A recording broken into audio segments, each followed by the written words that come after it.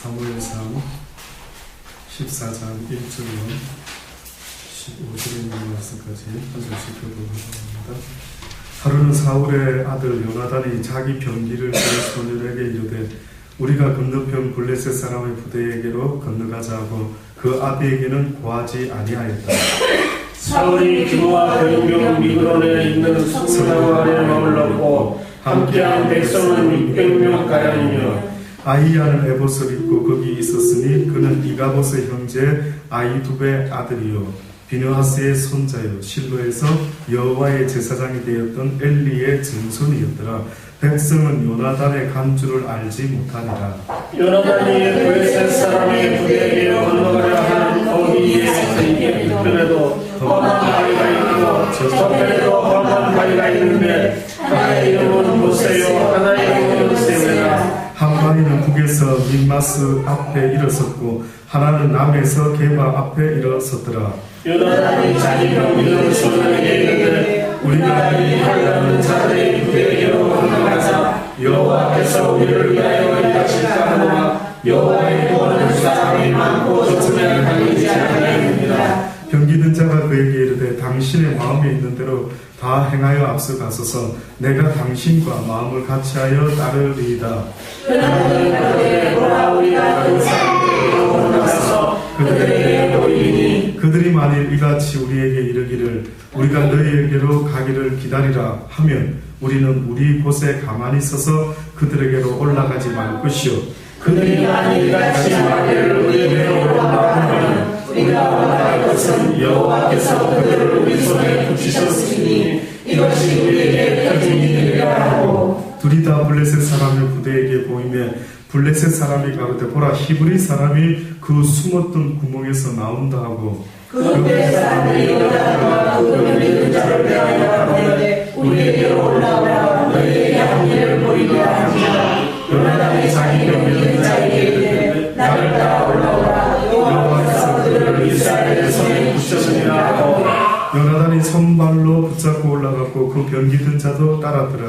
블레셋 사람들이 요나단 앞에서 엎드려지며 병기든 자가 따라가며 죽였으니 요나단과 그 병기든 자가 빨리 병시장 안에서 처음으로 엎드린 자가 20인가량이라. 다같이 봉독합니다. 들의 문신과 모든 백성 중에 떨림이 일어났고 부대와 대각부도 떨었으며 땅도 진동하였으니 이는 큰 떨림이니라. 아멘. 이런 하나님의 말씀입니다. 오늘은 요나단의 믿음이라는 제목으로요 말씀을 드리기 원합니다. 요나단이라는 사람은 사울 왕의 아들입니다. 뿐만 아니라 다윗과 아주 친한 절친입니다. 그래서 흔히들 어떠한 찬양가 이름도 다윗과 요나단 이렇게까지 지을 정도로 어떻게 보면 다윗과 요나단의 마음이 참 서로가 잘 통했던 친구였다라는 생각이 들 정도로 성경에 보면 다윗과 요나단이 아주 가까운 그런 친구로 나와 있습니다. 아버지 사울은 다윗을 죽이려고 막 할 때가 있는데 오히려 요나단은 아버지의 뜻을 쫓는 것보다 그 친구 다윗을 또한 살려주려고 애를 쓰는 그러한 관계였습니다. 근데 오늘 이 성경에 보면 요나단이라는 사람은 도대체 어떤 사람일까? 성경에 사실은 요나단에 대한 어떤 이야기는 별로 볼 수가 없습니다. 그래서 단지 사울 왕의 아들 요나단이다 하는 정도로 등장하는 사람이지 그 사람에 대해서 성경이 자세하게 개인적인 어떤 이야기들을 써놓은 그런 부분은 없습니다. 그런데 오늘 이 본문의 말씀에 보면은 어떤 상황 속에서 요나단이라는 사람이 어떤 성품을 어떤 믿음을 가진 사람인가 하는 것을 엿볼 수가 있습니다. 오늘 이 본문에 보면은 요나단과 블레셋 사람의 전쟁이 지금 시작되려고 하는 중에 있습니다. 그런데 나중에 우리가 오늘 읽었던 본문 후반절에 그 이후를 계속 읽어보면 어떤 이야기가 나오느냐 하면요. 이 블레셋 군대와의 싸움에 있어서 아마 사울 왕이 여러 가지 고민에 빠져 있는 것 같습니다. 다시 말해서 저번에 한번 그가 전쟁에서 지는 바람에 다시 말해서 그가 하나님의 꾸지람을 듣죠. 사무엘에게 야단을 맞습니다.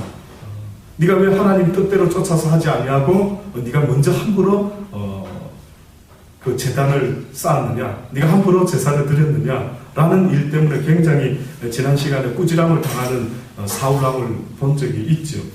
아마 어쨌든 이번에 전쟁에서 또다시 사울 왕은 분명히 하나님께 여쭙고 해서 이 전쟁을 꼭 승리로 이끌어야 되겠다라는 어떤 생각이 있었던 모양입니다. 그런데 전쟁을 제대로 시작도 아직 안 하고 여러 가지 그 준비 가운데 있었는데 갑자기 보니까 그의 아들 요나단이 없어진 겁니다. 나중에 발견, 어디 갔지 우리 아들? 그랬더니만 보니까 저 블레셋 진영 가까운 최전방에서 뭔가가 일이 일어난 겁니다. 뭐가 보니까 전쟁 같기도 하고, 근데 큰 전쟁 같기도 하지만 또 아닌 것도 같은 어떤 전쟁이 지역적으로 막 일어나는 것을 보았던 모양이죠. 그래서 도대체 저 무슨 일이냐 가서 알아보거라 라고 했을 때 이 당신의 아들 요나단이 지금 이런 전쟁을 하고 있습니다 라고 하는 이야기가 나옵니다. 근데 지금 보니까 이 요나단이 아무에게도 말하지 말게 하고 아버지도 모르게 하고 아마 그가 한 600명 가량의 병사를 이끌고 지금 오늘 성경 말씀을 보니 사울이 기브와 변경 미그론에 있는 성리나무 아래 머물렀고 함께한 백성은 600명 가량이며 이 600명은 사울과 함께 했다고 합니다. 그 아들 요나단이 자기 병기를 든 소년에게 이르되 우리가 건너편 블레셋 사람의 부대에게로 건너가자. 그러니까 자기 지역에 있다가 아마 요나단이 숫자를 아주 적은 숫자를 아마 아주 침투하는 적군에 침투하는 어떤 그런 특별한 사람들, 여기 병기 든 자, 병기를 든 소년, 특별히 왕의 경호를 맡았다든지요, 특별하게 어떠한 전쟁에 대한 그러한 어떤 능력이나 지각이 있는 나름대로 어쨌든 특별한 어떤 소년을 가까이 두고 있었는데 아마 그를 앞세워서 함께 지금 블레셋 사람의 부대로 건너가고 있습니다. 이때에 이 요나단이 성경에 보니 3절에 보니까 요나단의 간주를 사람들이 알지 못하고 있었다라고 말하고 있습니다. 요나단이 블레셋 사람의 부대에게로 건너가려 하는 어기 사이에 이 편에도 험한 바위가 있고 저 편에도 험한 바위가 있는데도 불구하고 요나단이 그곳으로 건너갔다라고 말하고 있습니다.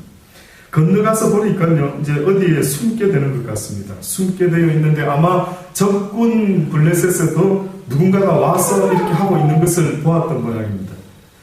요나단이 가로되 보라 우리가 그 사람들에게 건너가서 그들에게 보이리니 그들이 말해 이같이 우리에게 이르기를 우리가 건너가서 우리가 지금 하나님 앞에서 하나님이 도우시면 우리가 승리할 것이요 돕지 못하면 아무리 애를 써도 이기지 못할 것인데 우리가 이렇게 한번 해보자. 아주 무모한 어떤 모습을 보이고 있습니다. 요나단이 보라 우리가 그 사람들에게로 건너가서 그들에게 보이리니 그들이 만일 이같이 우리에게 이르기를 우리가 너희로 가기를 기다리라 하면 우리는 우리 곳에 가만히 있어서 그들에게로 올라가지 말자. 쉽게 말하면 뭔가 이렇게 약 흘리듯이 가가지고 전쟁을 이렇게 붙여보려고 이렇게 깐죽깐죽거리는 이런 어떤 분위기 속에서 아마 뭔가를 지금 요나단이 계획을 세우고 있는 모양이죠. 그래서 올라가가지고 보이는데 적군들이 하는 말이 야 너희들 잠깐 기다려 우리 가서 혼을 낼거야 뭐 이런 분위기가 되면은 우리가 올라가지 말고 그냥 가만히 숨어 있자. 그들이 만일 이같이 말하기를 우리에게로 오라면 우리가 올라갈 것은 여호와께서 그들을 우리 손에 붙이셨으니 이것이 우리에게 표징이 되리라. 무엇을 우리가 한번 생각해 봐야 되냐면 요나단이라고 하는 이 젊은 사울 왕의 이 젊은 아들이요 어떤 생각을 함으로 이렇게 담대하게 블레셋 적군에게 나갈 수 있었느냐 하면은 하나님의 뜻을 쫓아서 우리가 한번 나아가 보자. 얼핏 보면은 조금은 분위기는 다르지만 꼭 다윗이 골리앗을 칠 때의 모습 한번 생각해 보세요. 그때도 다윗은 어떻게 생각했느냐 하면 어떻게 저 녀석들이 하나님을 갖다가 함부로 욕하고 저러지 내가 용서하지 않으리라 하는 그 믿음으로 다윗은 나가서 뭐라고 합니까? 물맷돌 하나 가지고 말하기를 너는 창과 단창으로 내게 나오지만 나는 만군의 여호와의 이름으로 내가 내게 나간다 라고 하면서 그 물맷돌 하나로 그냥 한 방에 명중시켜버리는 것 보지 않았습니까? 그러니 어떻게 보면 조금은 다를 수 있겠지만은, 그러나 요나단의 이 사람이 어떤 사람일까라고 봤을 때 자세하게는 모르겠는데, 이 요나단의 마음속에는 어떤 면에서는 하나님에 대한 믿음과 담대함이 그에게 있은 것 같아요. 그래서 그는 어떻게 보면 이런 위험한 각오를 하면서, 그러면서 아마 생각했겠죠. 전쟁은 하나님께 속했으며 하나님께서 우리를 구원하실 줄 믿습니다 하는 그런 마음으로 그가 블레셋 적지까지 들어갔던 것입니다. 우리는 이런 믿음이 필요합니다.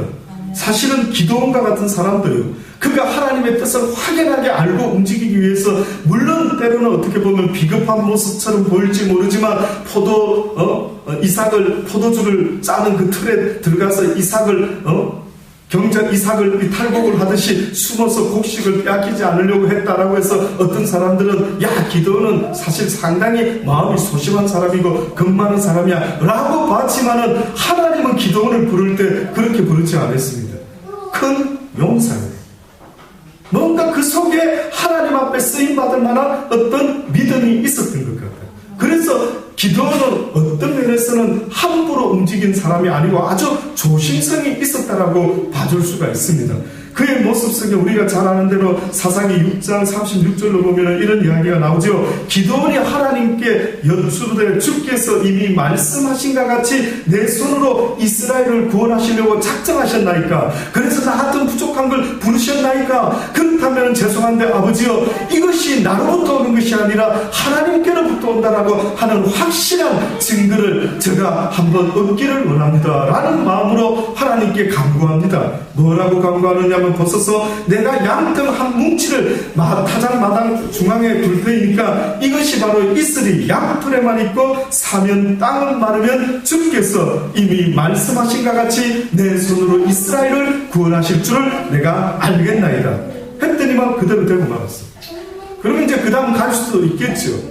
그러나 이 일이 원체 어떻게 보면 나 같은 자가 주여, 나 같은 자가 어떻게 감히 하나님의 그 큰 일을 감당할 수 있을까요? 라고 했을 때 그는 죄송한데 하나님, 한 번만 더 나한테 기회를 주십시오.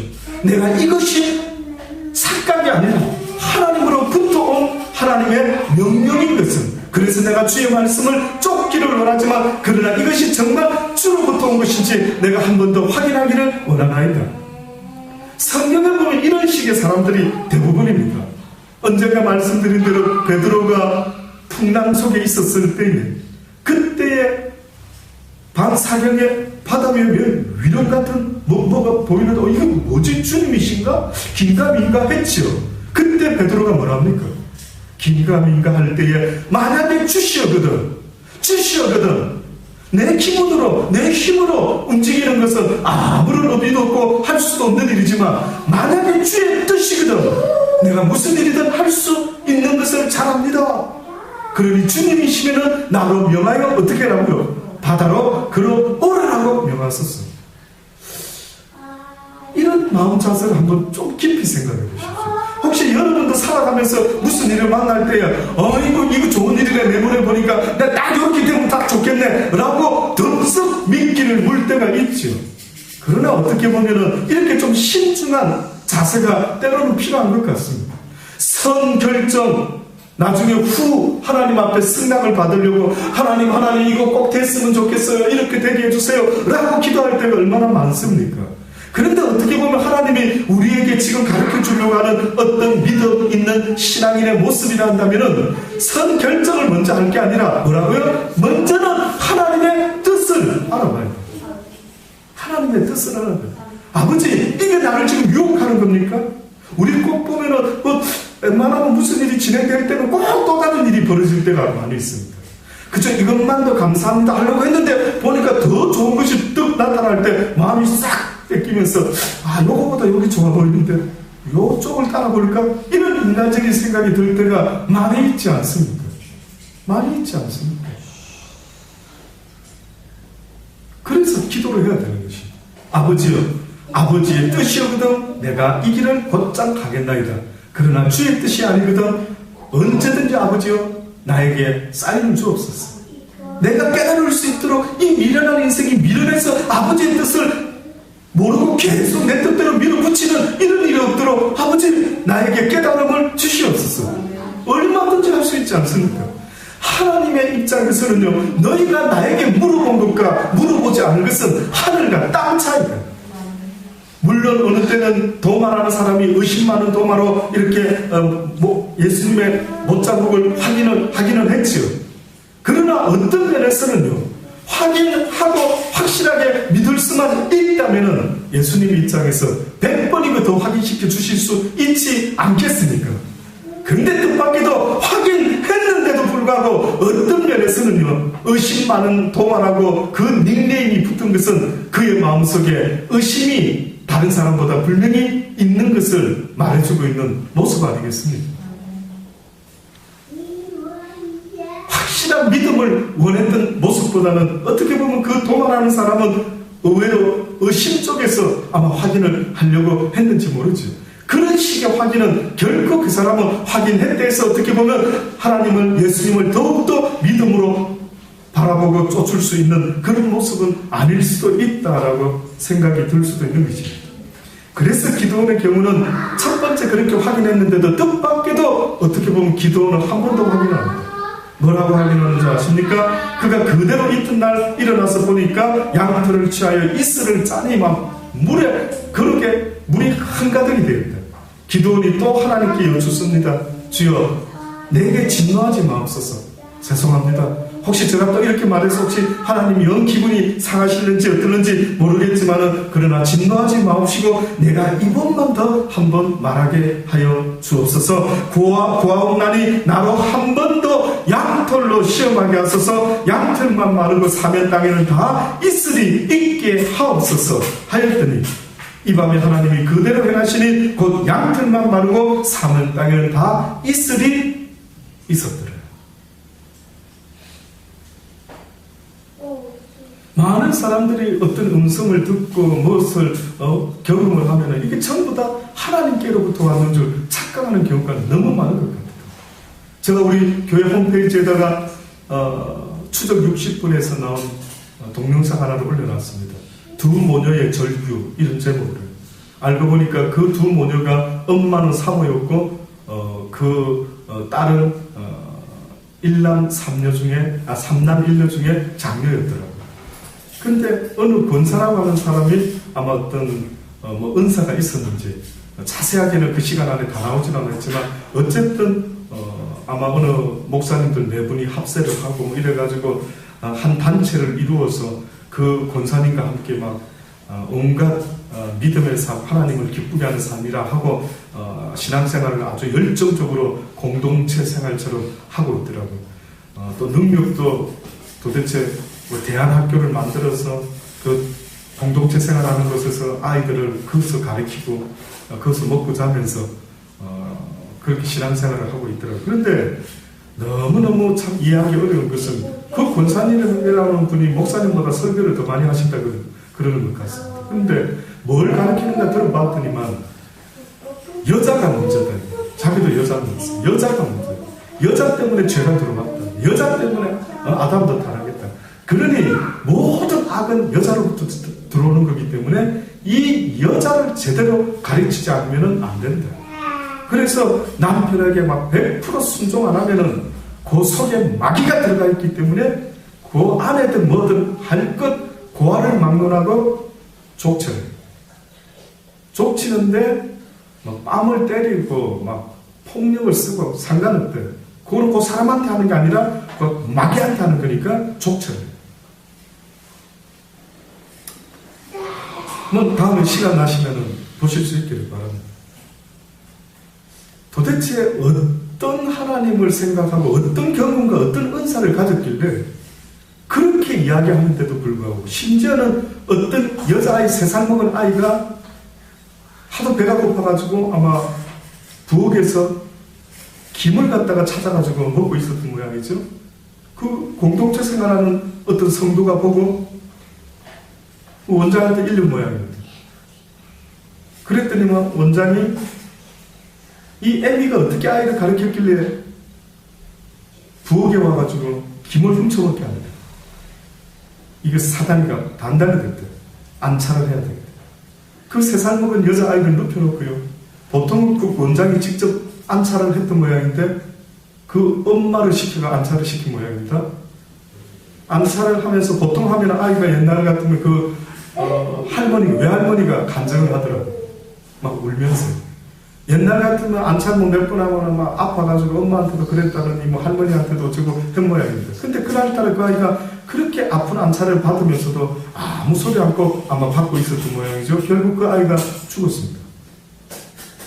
그래가지고 그 기도원, 그 공동체 사람들이 감쪽같이 외부에는 알리지 않고 그 아이를 산에다 묻었더라고요. 그때 그 사모도 옆에 있었고, 지금 생각하니까 내가 왜 그곳에 있었는지, 내가 왜 그런 아이를 죽이는 그런 일에 같이 동참을 하고, 묻을 때 같이 옆에 있었고, 그리고 외부에는 일절 알리지 않고 애가 행방불명된 것처럼 말하고, 그 경찰에서도 도무지 그 안에 들어가서 조사를 하고 싶어도 그 당사자가 하지 않고 외할머니가 아무리 이 문제가 있는 것 같아요. 우리 그 손녀를 만날 수가 없어요. 좀 만나게 해주세요. 좀 찾아주세요. 도무지 만날 수가 없어서 수사가 거기서 끝났더라고요. 도대체 어떤 경험을 해서 어떤 하나님을 알고 있는지 모르지만 영의 세상에서 들려지는 어떤 것들이 무조건 하나님으로부터 왔다고 생각하는 그런 사람들이 교회 안에서도 있다고 한다면 정신을 차릴 수 있게 되기를 바랍니다. 뭐든지 다른 거는 확인을 잘 하시면서 육적인 어떤 일을 할 때에는 사기꾼한테 사기당하지 않으려고 확인을 잘하면서 어떻게 영적으로 어떤 일이 있을 때에 이 악한 영이 이 세상이 누구에게 처했답니까? 사단에게. 이 세상 임금이 사단이라고 성경이 분명히 말하고요. 귀신도 예수가 누군지 알고 잘 떠든다고 하지 않습니까? 예수 이야기 청산유수같이 귀신도 어떻게 보면 제대로 알고 있는데 어떤 때는 보면은 도무지 귀신 중에서도 아주 저질 귀신이 간섭을 하는지 몰라도 어떻게 그런 이야기가 믿어지는지, 어떻게 그런 이야기가. 그래서 결국은 막 경찰이 수사가 들어가고 뭐 여러 가지 지금 뭔가 진행되겠죠 앞으로. 그 어느 정도 시간 안에 그렇게 마친 그 프로를 보고 뒷맛이 얼마나 씁쓸해한지, 도대체가 이게 무슨 이야기인가. 그러니 어떤 면에서는 많은 사람들이 신령한 것, 영적인 것을 이야기할 때에 상식적인 것을 넘어서려고 할 때가 많은데 어디에 그렇게 성경에 상식적인 것을 넘어서는 일들이 많이 있습니까? 어떤 상식을 넘어서서 하나님이 희한한 일을 하신 적이, 남에게 피해를 끼치면서까지 희한한 일을 하게끔 하신 일이 세상에 어디 있습니까? 그래서 저는 어떤 면에서는 이렇게 기도원이 양털을 2번이나 가지고 하나님 죄송해요, 놓아지 마세요, 제가 입은 바는 정말 이게 하나님으로부터 왔는지 한번 확인해 보기를 원합니다라고 하는 그 신중한 그의 모습이 어떻게 보면 오늘 우리에게도 좀 있어야 되지 않겠느냐. 여러분이 하나님과 빨리 교통이 안 되면은요, 누가 사기꾼인지 누가 양의 탈을 쓴 일인지 어떻게 아는데요? 뭘로 합니까? 제가 만약에 말로 여러분을 속이고 있는지 진실인지 참목자인지 여러분이 뭘로 분별하는데요? 제가 만약에 성경을 아는 지식이 여러분보다 더 많다 한다면 여러분 저한테 속을 수도 있지 않겠습니까? 깨어 기도해라. 깨어 기도하고 누가 하나님으로부터 온 자인 것을 성경은 뭐라고 이야기합니까? 어느 날 예수님이 설교하고 있는데 갑자기 누가 와가지고 예수님, 밖에 지금 예수님의 모친과 형제들이 있습니다 라고 이야기를 합니다. 그때에 예수님이 여기 모여있는 그들을 쳐다보면서 너희들이 내 모친이요 너희들이 내 형제라 이러시면서 하늘에 계신 내 아버지의 뜻대로 행하는 자가 곧 나의 모친이요 나의 형제다. 그러면 하나님의 뜻이 뭘까요? 하나만, 여러 가지 많이 있겠지만 만약에 한 가지만 말한다면 하나님의 뜻은 뭡니까? 뭘 말하겠습니까? 사랑입니다. 사랑입니다. 하나님의 영은 사랑이 있습니다. 하나님은 우리한테 두려움으로 하나님이 하나님 되게 만드는 게 아닌 것입니다. 하나님으로부터 오는 모든 것들은 아름답고 선하고 아주 따뜻한 이런 묘한 느낌들이 있는 것입니다. 저는 이제까지 하나님을 섬겨왔지만은 저희 하나님이 나의 무슨 어떤 부족한 것을 너 이렇게 안 하면은 어떻게 할 거야 이런 협박적으로 하는 적은 한 번도 들어본 적이 없습니다. 생각해 보셔야 됩니다. 하나님은 협박하는 하나님이 아닙니다. 하나님은 물론 죄를 미워하시면서 그 죄를 깨우치기를 원하시지만, 그러나 그 죄를 깨우치게 하시려고 하나님은 협박을 사용하시지 않는다. 그런데 거기 있는 사람은 아주 협박이 주눅이 들어가지고, 어머나 내가 이러다가는 저분 말씀 안 따르면 죽는 것 같다, 이래가지고 두려워서 그 사모는 남편이 그곳에 있고 세 아들까지 빼앗겨서 그곳에 있는데도 그 아들을 만나는 것조차도 그 주변 사람들이 무서워서 덜덜덜 취재중에 떨면서 못 가겠다, 무서워서. 얼마나 저주를 많이 당했습니다. 네가 우리 말 안 들으면, 네가 여기서 벗어나기만 한다면은 네가 하나님의 저주가 네게 임할 것이야. 그게 무서워서 끔찍해. 어디서 하나님의 이름을 하고, 언제 하나님의 입으로 저주를 전파한 적이 어디 있습니까? 복을 빌어주어라. 그 복을 받을 만하지 못할 것 같으면 그 복이 너에게로 돌아오지 않겠느냐. 원수라도 사랑해라라고 가르치는 하나님과는 전혀 분위기가 다른데도 그것에 막 한동안 몇 년 동안 10년 넘도록 있는 사람들도 있었던 거예요. 화가 나더라. 어떻게 보면 착하다라는 표현보다 정말 저럴 수는 없는데, 아무쪼록 저는 여러분이 하나님의 뜻을 쫓는 분들이 되기를 바랍니다. 항상 무슨 일을 결정하고 무슨 일을 행하려고 할 때마다 최소한 속으로 아버지여 도우소서, 아버지가 원하신다면 나를 통하여 주의 선한 뜻이 이루어지기를 원합니다. 날마다 우리가 구하는 것은 내 뜻이 이루어지는 것을 원하는 게 아니라, 기도원도 내 인생을 통하여 누구의 뜻이 온전히 이루어지기를 또다시 확인했느냐 하면 하나님의 뜻이 이루어지기를 원하고 있었던 것입니다. 저와 여러분의 뜻으로 이 세상이 돌아가서는 안 됩니다. 그렇게 되면 안 되죠. 우리의 생각은 너무나 내 욕심적인 본능이 있기 때문에 나의 자아는, 죄 많은 나의 육신의 자아는 날마다 나를 쳐다보고 있지 않습니까? 날마다 나의 유익을 위해서라면 모든 사람에게 불행이 있어도 개의치 않을 수 있는 놀라운 이기심이 내 속에 있음을 여러분은 알지 않습니까? 그래서 예수 그리스도께서 너희가 나를 따라오려거든 너희를 부인하고 날마다 제 십자가를 지고 나를 따라라고 말씀하셨던 것 아니겠습니까? 나를 부인할 수 있어요. 고린도서 7장에 보면은 하나님의 뜻 가운데 사실은 우리를 또한 근심하게 하는 뜻이 있습니다. 그러니까 하나님의 뜻 가운데 뜻밖에도 잘 이해가 안 되지만 이런 것이 하나님의 뜻이었는가 싶을 정도로 때로는 성경에서 하나님의 뜻을 쫓아 어떤 일들이 또 있다. 그걸 보니까 뭐라고 바울은 이야기했느냐, 내가 편지로 너희를 근심하게 한 것을 후회하였으나 지금은 후회하지 아니하는 그 편지가 너희로 잠시만 근심하게 한 줄을 알리라. 내가 지금 기뻐하면 너희로 근심하게 한 까닭이 아니요 도리어 너희가 근심함으로 회개함에 이런 까닭이라. 너희가 하나님의 뜻대로 근심하게 된 것은 우리에게서 아무 해도 받지 않게 하려 합니다. 하나님의 뜻대로 하는 근심은 후회할 것이 없는 구원에 이르게 하는 회개를 이루는 것이요, 세상 근심은 무엇을 이룬다? 사망을 이루는 것이라. 하나님 안에 하는 근심이 있답니다. 그런데 하나님 안에 하는 근심이라는 것은 어떻게 보면 나의 죄 때문에 고민하게 만드는 것입니다. 회개하라. 네가 왜 그랬는고 하나님이 기뻐하지 않는 모습으로 왜 네가 그랬느냐라고 이렇게 바울이 지적을 이렇게 애절한 마음으로 해줬던 모양입니다. 해줬는데 그들이 처음에는 알아듣지 못하고 오늘 어떻게 우리한테 이럴 수가 있어요, 이렇게 조금 삐쳤는지 어쨌는지. 그래서 아마 사도 바울이 마음이 너무 아파서 나는 그 뜻이 아닌데 내가 편지를 잘못했나 어쨌나 이렇게 나름대로 조금 후회스러웠는데 보니까 뜻밖에도 그들이 근심하면서 시험 들지 아니하고 그들이 회개하는 자리에까지 이르게 돼요. 그러면서 이 바울이 지금 오히려 도리어 감사하다, 오히려 나는 기뻐한다, 너희가 그리스도 안에서 고민이 되기를, 그렇다면 회개에 이룰 수만 있다면 그리스도 안에서 고민 좀 해라. 제가 시드니에서 목회하는 중에요, 어떤 미용 기술이 있는 어떤 자매가 교회 나온 지 얼마 안 됐습니다. 나이가 아마 지금 기억에 30 가까이 된 자매 같은데요, 그 자매가 아마 태어나서 처음 교회를 나왔는지 시드니에 있다 보면, 외국에 있다 보면 한국에 있었던 교회 교자도 모르던 사람들이요, 거기 와서 그냥 아는 사람 별로 없고 때로는 누구 도움을 받아야 될 일이 생길 때 교회를 때로는 아는 사람을 통해서 나올 때가 있습니다. 그런데 그 자매가 교회를 몇 번 안 나왔는데 어느 날 제가 집에다 데려다 주고 데리고 교인들을 픽업을 하는데요.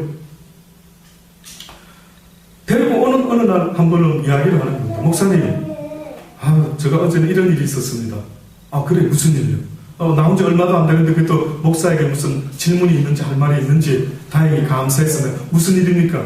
같이 지금 살고 있는 쉐어하는 어떤 자매가 있었는데 젊은 친구인데 자기가 지금 살 시간 됐는데 갑자기 와가지고 언니 미용 기술이 있으니까 나 내일 누구 만나야 되는데 머리 좀 손 좀 봐달라고 이래 영치 없이 이런 경우가 있었습니다. 옛날 같으면 목사님 단칼에 자릅니다.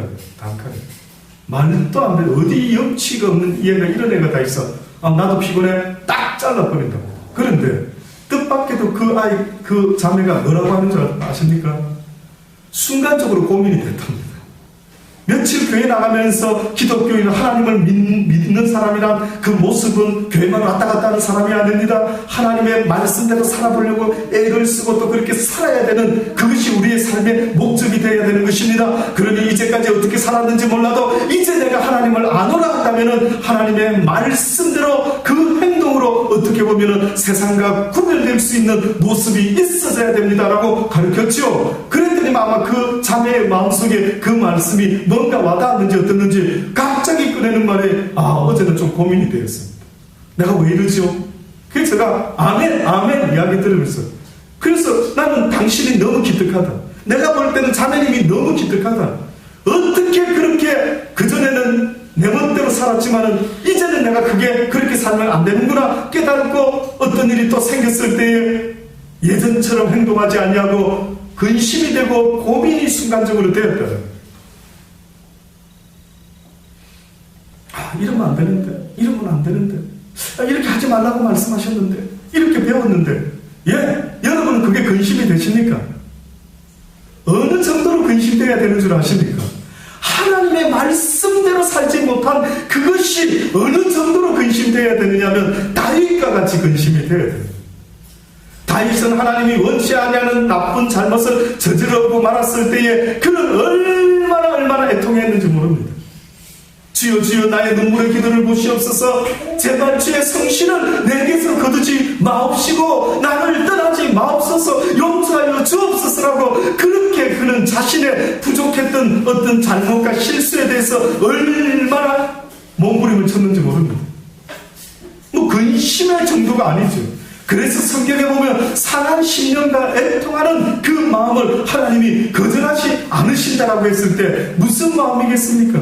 무엇 때문에 상하고 무엇 때문에 애통하는 마음인데요. 애통하는 자는 복이 있나니 그들이 위로를 받을 것이라고 해결을 받을 것이 아니라 위로를 받을 것이랬습니다. 위로를. 이 땅에 있는 날 동안 그 애통함은 답을 얻을 수가 없는 겁니다. 다시 말하면 애통함은 반복될 수밖에 없는 겁니다. 오히려 완전히 해결함을 보는 것이 아니라 날마다 애통하는 가운데 나에게 나오는 그 모습이 바로 내가 기뻐하는 모습. 문제를 해결하는 것이 하나님이 원하는 것이 아니라 문제 앞에 섰을 때에 너희들이 애통함으로 간절함으로 기도할 수 있는 모습을 가질 수만 있으면 오히려 그것이 내가 원하는 거예요. 아멘.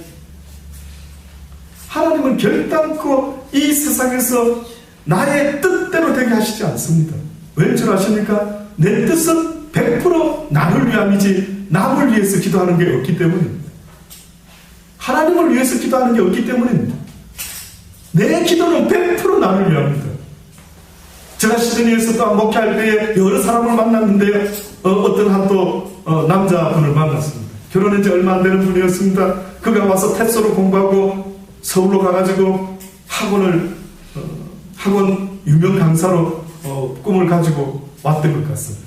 지금 아주 유명 강사가 되어서 잘 그렇게 돈도 많이 벌고 좀 그러고 살고 있는 걸 알고 있습니다. 그때 그 청년이 떠날 때에 거의 10여 년 전입니다. 그가 마지막 수요 예배 때인가 정기예배 갑자기 뭘 물어보더라고요. 뭘 물어봤는 줄 아십니까? 목사님 부자 되고 싶습니다. 부자 되고 싶다. 어떻게 하면 부자 될 수 있을까요? 목사님 저한테 자문을 구하는데 어떻게 하면 부자가 될 수 있을까요? 그렇게 물어보고, 또다시 말하면 어떻게 하면 하나님이 도와주는 부자가 될 수가 있을까요? 그거 아니겠습니까? 목사한테 최소한 물어봤다 한다면 하나님이 도울 수밖에 없는 부자, 하나님이 막 만들어주는 부자, 이런 부자는 어떻게 되는 겁니까? 그때 제가 그랬죠. 자네가 부자 되고 싶어하는 그 마음이 자네를 위함이 아니고 내 이웃의 가난한 자들을 볼 때마다 하나님, 저들이 저 가난 때문에 하나님을 쳐다보지 못하니 어찌하면 좋습니까? 라고 안타까워서 저들을 어떻게 하면 도와줄 수 있을까? 저 가난에서 벗어나게 해서 어떻게 하든 이제는 하나님을 섬기는 그런 어떠한 하나님의 자녀의 다운 모습의 삶을 살아갈 수 있도록 내가 어떻게 하면 도와줄 수가 있을까? 혹시나 그런 마음 가져본 적이 있습니까? 물어봤어요. 나를 위한 부자는 오히려 당신의 인생을 망칠 수가 있으니 나는 그것을 위하여 기도할 수가 없습니다. 그러나 당신이 지금 나에게 왜 부자 되고 싶은지 다시 말해서 그런 이유 때문이라면 내가 당신을 위하여 기도하리라. 내가 당신이 부자 되도록 기도를 할 것입니다. 그러나 뜻밖에도 당신의 기도의 이유는 지극히 자신을 위하는 것 아닙니까? 누가 하나님의 뜻을 구하느냐? 왜 유명 강사가 되고 싶으냐? 왜 유명한 부흥 목사가 되고 싶으냐? 왜 잘 나가는 목사가 되고 싶으냐? 누구 때문입니까? 사도 바울은 어느 날 그가 하나님을 깨닫고 나서 뜻밖에도 무슨 기도를 했는 줄 아십니까? 내가 나를 위하여 구할 것은 전도의 문이 열어져서 내 평생 주의 복음을 전하다가 주님 앞에 가기를 원합니다. 예수님도 수가성 여자와 만나서 그 여인에게 1:1 전도를 하고 계셨을 때에 뭐라고 이야기합니까? 제자들이 점심을 준비하러 갔다 왔을 때 뭐 드셨습니까? 그때 뭐라고 말씀합니까? 내 음식은 하나님의 뜻을 행하는 것, 하나님의 일을 행하는 것, 이것이 내 양식이다. 저도 어느 순간에 가만히 생각해 보니까 그래, 이용우야, 네가 이 세상에서 과연 무슨 즐거움을 추구할 수 있겠니? 네 바람이 뭐니? 어느 순간에 나도 모르게 어떤 면에서 하나님 앞에 연단받았다라고 하는 그 연단이 잘 됐는지 안 됐는지를 내 스스로를 돌아볼 때 네 소원이 뭘로 바뀌었는지를 저 스스로 물어봅니다. 이용우야, 네 소원이 뭐냐? 제발 나를 통해서 하나님의 복음이 땅 끝까지 전파되었으면 좋겠습니다. 누가 나를 알아주고 알아주지 않아도 괜찮은데 제발 하나님을 모르는 저들, 그래서 추석 60분에 나와서 이렇게 수많은 넝크찬들한테 도대체 저 사람들은 정신이 있나 없나, 혹시나 하나님의 이름에 누가 되는 그런 것을 볼 때마다 어떻게 하면 저들에게도 올바른 하나님의 복음이 전파되어 하나님의 뜻을 쫓아 살아갈 수 있는 사람들이 되게 할 수 있을까? 솔직히 저는 그것을 날마다 되새겨보고 있습니다. 주여, 이제는 나를 위함이 아니라 어떻게 되어도 좋으니 주의 복음이 증거될 수 있도록 전도의 문을 우리 물된 동산교회 앞에 열어 주옵소서. 아멘. 여러분의 소원도 이렇게 되기를 저는 바랍니다. 아멘. 이런 멋있고 거룩한 소원이 여러분의 소원이 되기를 바라는 것입니다. 사도 바울이 말했던 것처럼 내가 육신 가운데 거하며 살아가는 것은 이 땅의 명예와 이 땅의 존경을 받기 위함이 아니라 오직 예수 그리스도를 이 땅에 전하기 위한 그 이유 때문에 내가 육신 가운데 살아간다는 너무 아름다운 그의 반. 그래서 시편에는 뭐라고까지 말해요? 아주 사슴과 같은 그 복음을 전하는 아름다운 자들의 발이요, 그들이 높고 높은 산을 아주 아름답게 뛰어다니는 듯한 그 발이 아름답다. 그들의 삶이 아름답다. 이 세상에서 값진 삶의 목적이 딱 한 가지가 있다면 하나님의 말씀을 나타내고 증거하고 그 향기를 뿜으며 살아가는 그들의 삶의 모습이 너무너무 아름답다라고 성경은 증거하고 있는 것입니다. 한번 생각해 보십시오. 어차피 시간은 가고 있습니다. 그렇죠? 이렇게 살아 저렇게 살아 시간은 가고 있습니다. 저는 어떤 여인의 결혼을 했을 때에 믿는 남자인 줄 알고 결혼했다가 믿지 않는 남자를 만나가지고요, 그렇게 평생을 힘들어하면서 살아갔던 어떤 한 여인을 알고 있습니다. 그가 언젠가 저한테 이런 말을 하더라고요. 전도사님, 내가 이렇게 결혼해서 살려고 한 게 아니었는데 어떻게 보면은 결혼 전에 전도사를 소개받았을 때 저는 쳐다도 안 봤습니다. 전도사, 내가 사모 말도 안 돼, 뭐 이랬답니다. 그런데 그 믿지 않는 남편을 만나져가지고 살아보니까 어떤 이야기를 하느냐면은 그 어차피 설거지하고 어차피 그 한 사람 때문에라도 설거지하고 애를 쓰고 이렇게 먹고 살아갈 거라고 그저 아내로서 엄마로서 이렇게 살아갈 바에 그럴 줄 알았으면은 오히려 내가 많은 성도들을 위해서 많은 사람들을 위해서 설거지하고 애를 쓰고 노력했었으면은 그 가치가 하나님 앞에 섰을 때에 얼마나 귀했을까 하는 생각 때문에 요즘은 심히 내가 왜 그때 전도사님을 소개받았을 때 거절했을까 하는 그런 후회가 있습니다 라고 하더라고요. 맞습니다. 어차피 하루는 갑니다. 이래도 하루 가고 저래도 하루는 갑니다. 과연 오늘 나의 하루는 무엇을 위함인지를 볼 수 있기를 바랍니다. 아멘. 예수님께서 누가 내 모친이고 누가 내 형제냐, 내 육신의 모친과 내 육신의 형제만이 형제가 아니라 진정한 나의 모친과 형제라는 것은 곧 하늘에 계신 내 아버지의 뜻대로 살아보려고 애쓰는 이들이 곧 내 모친이요 이들이 곧 내 형제요. 한마디로 사랑입니다. 왜 우리가 고민하는 줄 아십니까? 그 사랑을 나타내지 못하기 때문에 날마다 고민할 수밖에 없는 그 모습이 상한 심령과 애통하는 마음이 되어서 하나님 어찌하면 좋아요 어찌하면 좋아요 하나님이 기뻐하는 삶을 살아야 되는데 날마다 넘어지고 쓰러짐을 볼 때 어찌하면 좋습니까? 라고 주님 앞에 나가서 그 애통하는 마음으로 부르짖는 그들을 하나님은 거절하지 않겠대. 꺼져가는 그 심지를 끄지 않겠다라는 거예요. 그래서 애통하는 자에게는 그 애통함을 해결해 준다라고 성경이 뜻밖에 말하지 않고 위로를 받게 될 것이래요. 왜 애통하는데? 왜 애통하는데? 애통하는 이유가 있으면 그 문제를 해결해줘야 될 텐데 뜻밖에도 성경에 읽어보면 애통하는 자는 복이 있나니 무엇 때문에 애통했겠습니까? 세상의 것을 구하기 위해서 원해서 애통했겠습니까? 그렇지 않으면 하나님이 기뻐하는 애통은 도대체 어떤 애통일 것 같습니까? 하나님의 뜻대로 못 사는 것 때문에.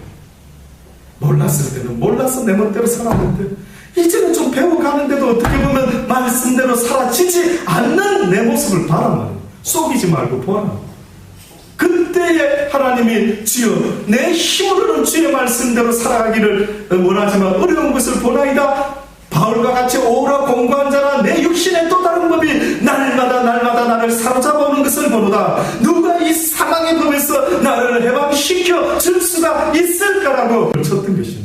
나는 이렇게 살고 싶지 않는데 왜 육신의 또 다른 법이 날마다 나를 괴롭히지? 오 하나님이시여 이 무슨 조합니까? 하나님을 섬기고자 원하는 나의 신령 가운데 육신 가운데는 또 다른 법이 있으니 내가 육신으로는 또 다른 법을 내 신령으로는 하나님의 법을 섬기고 있습니다. 이 도대체 어찌하면 좋습니까? 그 깨달음까지 간 겁니다. 그 사람은. 그러니 그 사람의 심정이 어떻겠어요? 미칠 노릇 아닙니까? 이게 미칠 노릇 아닙니까? 아니 내 속에 이런 못된 법이 있다니. 근데 이 법이 보니까 이 법은요 나를 어떤 짓을 해라고 계속 꼬드기는데 그 짓을 하기만 하면 결론은 사망으로 자기가 끝장낼 수가 있다. 내 목적은 네가 하나님 앞에 범죄케 만들어서 사망으로 죽여줄게 이거든.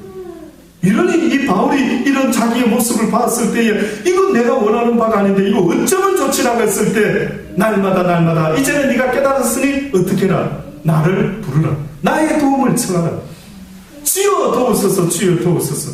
주의 도움과 은혜 없이는 내가 아무것도 할 수 없는 자입니다 라고 하나님 앞에 자복하는 그 모습이 되지 아니하면 결단코 내가 너를 통하여 내 일을 이룰 수가 없다. 너의 의가 조금만 남아있다 해도 너의 자유의지가 조금만이라도 너를 향하고 있다면 나는 너를 통하여 내 뜻을 이룰 수가 없단다. 네가 진정 내 자녀가 된다라는 그 말의 뜻이 무엇인 줄 아느냐? 내 자녀라는 것은 곧 나의 모습을 나타내는 자들인데 내 아들 예수 그리스도가 이 땅에 와서 빛과 소금의 모습으로 너희들에게 가르쳐 준 것처럼 너희가 내 자녀가 된다라는 말은 곧 내 뜻대로 사는 자들인데 내 뜻대로 산다라는 것은 나의 아들 예수와 같이 너희가 이 땅에서 빛과 소금의 모습이 나타나야 되는데 너희를 향하는 너희의 욕심과 욕망이 있는 한은 나는 너희들과 함께 할 수가 없다.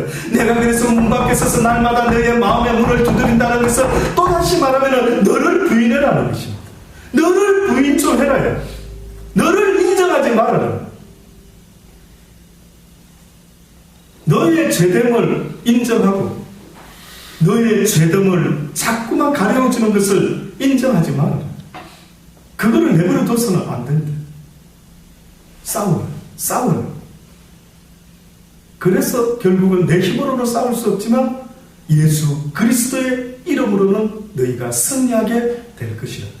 그러니 이제는 악한 것이 너를 공격하는 것이 느껴지면은 가만히 당하고 있으라, 아니면 싸워라, 대적해라. 어떻게 대적해라고요? 내가 예수 이름으로 명하노니 이제는 내가 너와 상관할 바가 없다. 이때까지는 네가 주는 생각이 내 건 줄 알고 내가 너를 지켜 보호해 주었지만은 이제는 내가 결단코 너의 생각에 속지 않을 것이라. 하나님의 생각은 모든 것이 아름답고 선한데 한마디로 하나님의 목적은 사랑인 것을 내가 이제는 알았으니 네가 어찌하여 나에게 미움과 시기와 질투와 다툼을 계속해서 넣어주느냐. 어떤 이유를 만들어내서라도 싸워라, 다투어라, 미워해라, 시기해라, 질투해라 하는 너의 생각을 이제는 내가 싫어하노라. 내가 예수 그리스도 이름으로 명하노니 나에게서 그 생각을 주는 악한 것들아, 가룟 유다에게 스승을 팔려고 생각을 주었던, 돈에 눈먼 생각을 주었던 이 악하고 더러운 것들아, 내가 내게 명하노니 써 물러가라.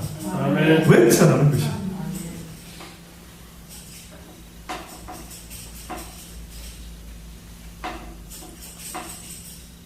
기도할 때도 하나님께 의탁하는 기도가 필요합니다. 기도도 하나님의 뜻대로 해야 되는 것입니다. 어느 순간부터 누가 기도를, 나의 뜻을 구하는 기도를 내 뜻인지 하나님의 뜻인지 분별을 하실 수 있게 되기를 바랍니다. 아멘. 언젠가 한나가 기도했을 때 자기 뜻으로 기도했으면 사무엘을 자기가 가졌겠죠.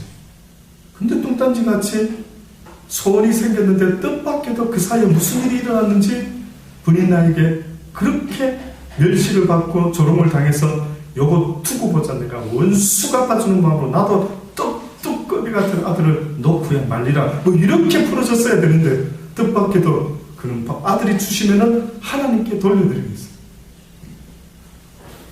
하나님의 뜻을 깨달은 거예요.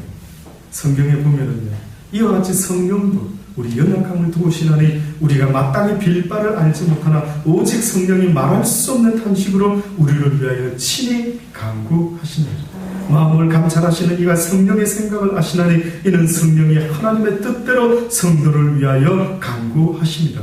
우리가 알거니와 하나님을 사랑하는 자 곧 그 뜻대로 부르심을 입은 자들에게는 모든 일들이 모든 것이 협력하여 선을 이루느니라. 하나님이 미리 아신 자들로 또한 그 아들의 형상을 본받게 하기 위하여 미리 정하셨으니 이는 그로 많은 형제 중에서 막 아들이 되게 하려 함이라. 또 미리 정하신 그들을 또한 부르시고 부르신 그들을 또한 어렵다 하시고 어렵다 하신 그들을 또한 영화롭게 하셨느니라. 하나님으로부터 택함을 받은 자들아, 너희는 이 땅의 백성이 아니라 너희는 하나님의 아들 딸들이라. 그러니 너희들이 이 땅에서부터 나온 것이 아니니 하나님의 뜻을 생각하라. 왜 너희들이 이 땅에 태어났어야만 하고 왜 너희들이 이 땅에서 이 힘든 고난의 삶 속에서 살아야만 되는지를 너희들이 그 하나님의 뜻을 깨달아라. 너희가 단지 고통을 당하는 것은 하나님이 원해서 그런 것이 아니라 이 땅에서 하나님의 그 선하신 뜻을 나타내므로 하나님께 모든 열방들이 하나님을 영화롭게 하고 하나님의 하나님 되심을 만민이 알 수 있도록 그 일을 나타내기 위함이라. 너희를 통하여 이 어두운 세상의 빛과 소금인 너희의 삶을 통해서 하나님이 살아계신 그 뜻을 나타내기를 원하기로 작정해서 옛날부터 이미 정하신 너희들, 아주 옛날부터 미리 아시고 미리 정하시고 미리 택하신 너희들, 예수 그리스도가 세상 창조 전에 있었던 것처럼 그를 맏아들로 하고 그를 따라 하나님의 반열에 들어올 수 있도록 하기 위한 그 놀라우신 섭리를 기억해라는 것입니다. 아무쪼록 저와 여러분 이 세상 살아갈 때 내 뜻을 생각하지 마시고 오늘 이 요나단과 같이요, 비록 이 요나단도 전쟁을 하러 나가면서 하나님이 과연 이것을 나한테 붙이셨다면 정말로 내가 에라 모르겠다 한번 나가서 한바탕 해보자 라고 했던 요나단이 아니었습니다. 가서 애를 쓰면서 결심하고 나가서 하나님께서 허락하신다면 그들이 나를 올라오라고 말하소서. 그렇지 않으면 내가 여기에 있겠나이다 라고 했던 그 모습 속에서 어떻게 보면 오늘 이 시대를 사는 우리에게도 하나님이 원하는 모습이 있지 않겠습니까? 나의 뜻을 다시 한번 확인해라. 정말 내 뜻인지 네 뜻인지 한번 확인해봐라. 이것이 바로 하나님이 오늘 우리에게 말하는 것입니다. 아무쪼록 저와 여러분 이 세상 살아갈 때 내 뜻이 이루어진다는 것은 결국 나에게서 그 뜻이 오히려 나를 망칠 수가 있다는 사실을 잊지 마십시오. 나를 지으신 분이 나보다 나를 더 잘 아시지 않겠습니까? 아버지여, 나에게 무엇이 필요한지 주께서 나보다 더 잘 아시오니 내가 무엇을 구해야 할지도 아버지께서 알려주옵소서. 아멘. 아버지의 뜻이 곧 나의 뜻이 되고 아버지의 소원이 곧 나의 소원이 되기를 간절히 바라고 원합니다. 그것만이 내가 살 길이요, 그것만이 내 가족이 살 길이며 그것만이 이 땅이 살 수 있는 유일한 길임을 내가 믿습니다 라는 기도가 저와 여러분의 기도가 되기를 간절히 주의 이름으로 바랍니다. 기도하십시다. 하나님, 그렇습니다.